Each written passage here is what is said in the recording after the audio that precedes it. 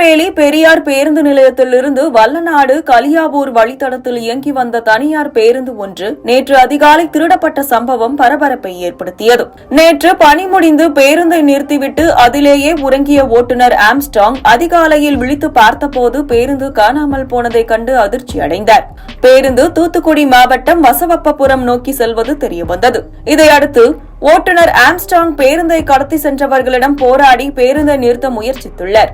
இதனை கவனித்த வசவப்பபுரம் காவல் சோதனை சாவடியில் இருந்த காவலர்கள் உடனடியாக செயல்பட்டு பேருந்தை தடுத்து நிறுத்தினர். விசாரணையில் பேருந்தை கடத்தி வந்தது வசவப்பபுரத்தைச் சேர்ந்த ரமேஷ் மற்றும் குலவணிகர்புரத்தைச் சேர்ந்த வேல்ராஜ் என்பது தெரியவந்தது. இவர்கள் இருவரும் அதே பேருந்து நிறுவனத்தில் முன்பு ஓட்டுநர்களாக பணியாற்றி வந்துள்ளனர். மதுபோதையில் இருந்த அவர்கள் தங்கள் வீட்டுக்கு செல்வதற்காக பேருந்தை எடுத்து வந்ததாக வாக்குமூலம் அளித்துள்ளனர். மீட்கப்பட்ட பேருந்தை இருவரும் காவல் நிலையத்தில் ஒப்படைத்தனர். பின்பு அவர்கள் மீது வழக்கு பதிவு செய்து காவல்துறையினர் அவர்களை கைது செய்து தீவிர விசாரணை மேற்கொண்டு வருகின்றனர்.